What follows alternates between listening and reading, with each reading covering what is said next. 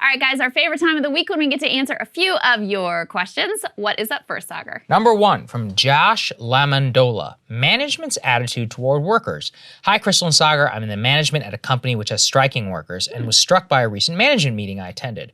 The session, meant to show sensitivity towards workers and their eventual return, broke down into complaints about the workers, their assumed laziness, disdain for unfair demands that they made. Although I did think that the ask from the strike was a bit over the top, I didn't harbor any ill will towards the workers and was surprised by what took place in the meeting.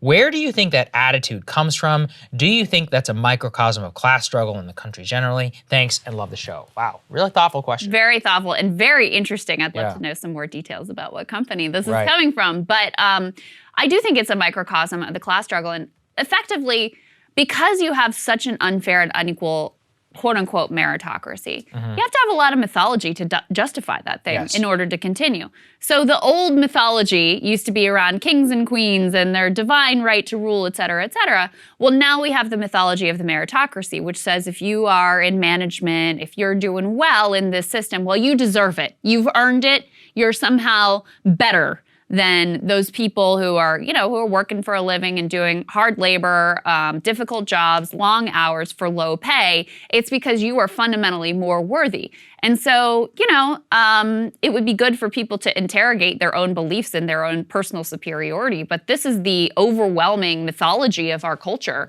that they're just sort of parroting in the attitudes they're expressing here. It's a big class struggle problem. And it also ties back to meritocracy. When people feel that they earned their position, then they're above the type of work and they look down on any type of blue collar work. And the real thing is, how many people who are white collar workers have ever actually physically exerted themselves on the job? Almost none. I mean, and if they have, it's like volunteer work. I'm not, saying that's bad or anything, but give you a little taste.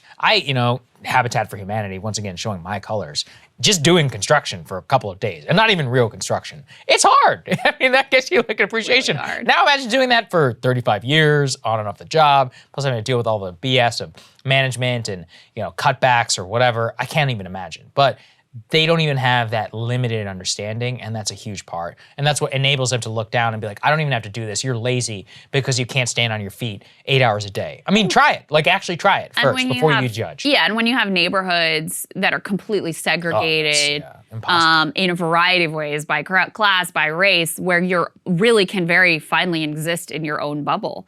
You don't even have to be exposed to people who were lower on the income scale in any other capacity than they're, giving you your coffee, taking your trash, like making your life work. But you don't have to actually relate to them as human beings with their own wants, dreams, desires, pains, aches, all of those things. So I do think it is representative of a very deep problem in America. Absolutely. Next question from Neil Freiberg. Rampant corruption. What can we do to get rid of the rampant corruption that permeates our political and financial system? There is no one other than you talking about the millions of dollars that our politicians generate for themselves and their family, friends, etc. And it just seems to keep expanding regardless of who is in office. That is a large part of why people voted for Trump versus Hillary and Trump versus Biden, to reject the long-term corrupt political class. What do you think, Saagar? I don't know. To actually get rid of it would require buy-in from the whole system. And it's very culture war problem, because Republicans love to talk about Hunter Biden and they won't talk about Jared Kushner, and then vice versa. Democrats love to talk about Jared and then they don't want to talk about Hunter Biden. They're both the problem. I mean, and it just goes much deeper. Chelsea Clinton, I'm sure she's on the board of Expedia because of her learned knowledge, and long experience. I mean, it's not, and that's just presidential, like congressional, senators, family members. We know about Richard Burr calling his brother-in-law and more. All we can do is pass just a blanket ban. And even then, there would probably be some circumnavigation of that. But if we could at least get the ban into place, we would move forward. If you actually put people on the spot on this, there's no way they could deny it, which is why they'll just continue to pigeonhole and keep themselves as far away from it as possible. Yeah, you've got to have a ban on any sort of stock trades. Yeah, I mean, that's really what you really should have divestment at the beginning of people's public service. Listen, if you really want to be a public servant, that should entail some sacrifice. That is not too much to ask. Think of what we ask from our servicemen and women. And then equally problematic for me is what they do after they finish their service. Right. But so there are legislative fixes. Of course, you have to persuade the people who benefit to actually from the system to actually do that. So that's hard. I also think, unfortunately, it's very, very rare. It almost never happens that a politician actually pays a political price for their corruption. Richard Burr got reelected. Right. Even though we knew what happened there, even though he faced some opprobrium from the right for the trades that he was making right as coronavirus was hitting this nation. So I think if there was some example made of some politician where they felt like there was a price to be paid for this rampant corruption, that might help move the ball in the right direction as well. Yeah. Next up. Okay, Jason Grote. What are you guys drinking in those cups? I've always been curious about what people drink in their mugs on the set. Curious what y'all are drinking. Is it always the same thing? Do you change it up? I change it up, Krystal. Today I had coffee and I had water. If you ever see two mugs, that's what's happening. You drink coffee. Sometimes I drink ice water. You don't like ice water, so there you go.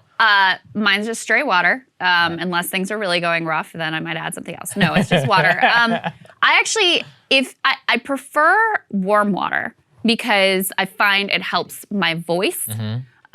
Cold water I find makes me like sort of phlegmier.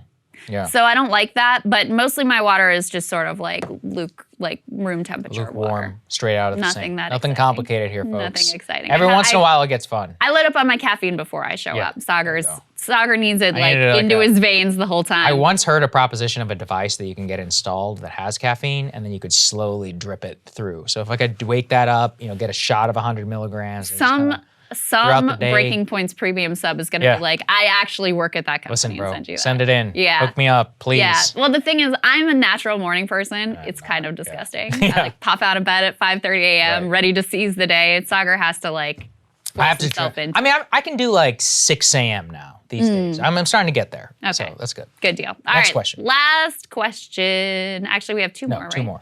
Joe McCullough. Infrastructure spending. Hi guys, why is no one asking about how the spending will be monitored now that the bill has passed? It looks to me like it will be a handout to enrich the few while the rest of us get stuck with the bill. Thanks, Joe. That's a great question. Yeah, same one. Buttigieg is apparently in charge of that, so take that for what you will. All over it. Now he's back from paternity leave. He's going to be, look, I don't know. In terms of how the actual oversight on this, they always claim that there'll be this and that and an inspector general, et cetera. And then always there's a couple $100 billion or $1 million or whatever that goes, to the wrong thing or gets misspent, or some contractor, some guy's district gets spent on the wrong thing. But that should not be the enemy of doing stuff at the time. So I agree with the premise of your question. It is important. Like I said, I do know Buttigieg spoke about it specifically. So, I'm answering your question. That is the guy who's in charge. Do I have faith in that? No, not a lot. Yeah, but a lot of times, not just in infrastructure. Listen, our infrastructure is in shambles and it's pathetic. And what they've passed won't even come close to updating what we have right now. Let alone, building actual infrastructure that is up to the standards of modernity. But this sort of this concern, justifiable and important concern over fraud, is oftentimes used to kill action on anything, whether it's social welfare spending or infrastructure, et cetera.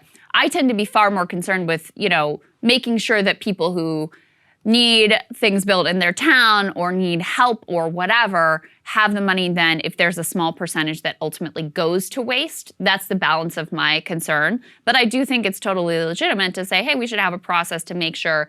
One of the things you see a lot in infrastructure spending, you saw this massacely in Puerto Rico with the rebuild there, is these politically connected contractors will get gigantic no-bid contracts, or you could think about Halliburton and those sorts of things as well. Yeah. They'll get these gigantic KBR, contracts, I forget what it was, and sometimes won't even be up to the task of doing the job that they've been given to do. So that's a lot of times how this money ultimately flows. Right. Okay. Last question, Saagar. Rashpal Singh Dillon, Thursday Ties. Happy Diwali, y'all. Nice. First time poster, long time lurker. Love the show. I'm glad Krystal's dad is doing all right. Thank you for making the leap and doing what you do. Asking for a friend. Saagar, where do you get that lovely tie? I actually get all my ties from the same place, Bonobos. You know why? Because it's cheap relative to the quality, and you guys seem to like the floral, so that's what I do. I never wore floral. I really like this tie. I love this tie too. That's a really nice one. Like the color scheme on it is really nice. And also, thank you so much for the well wishes of my dad. He is doing amazing. The guy's up there in years. He was in the hospital. It was fairly serious, and he's just bounced right back. So it's a good sign, not just for this particular illness, but for him in general. So thank you for the well wishes. All of you guys that sent well wishes. It meant a lot to me. It was nice. Meant a lot to my dad as well. So thank you. We love you guys. All right. We will see you guys later. Have a good Sunday.